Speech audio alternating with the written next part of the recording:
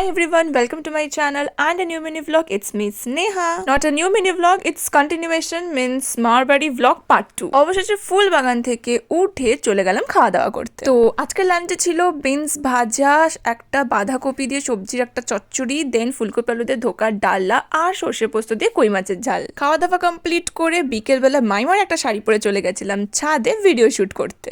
দেন video shoot complete করে change করে দেখতে এলাম মা আর দিদা কি করছে। দেখলাম মা আর দিদা কড়াই শাক তুলছে, তো আমিও একটু চেষ্টা করার জন্য ঢুকে গেলাম। অতি কষ্টে অনেক বাঁশ টাস পার হয়ে ঢুকে গেলাম বাগানের মধ্যে। মায়ের থেকে একটুখানি শিখে নিলাম যে কেমন দেখতে হয় কড়াই শাক, তারপর আমিও দু চারটে একটু তোলার চেষ্টা করলাম। তারপরে সন্ধেবেলা রেডি হয়ে আমি, দিদি, দিদা, মা আর মাসি মিলে বাজার করতে গেছিলাম বাজারে। তো যা যা কেনার ছিল সব কিছু কেনাকাটি করে নিয়ে চলে গেলাম ফুচকা খেতে।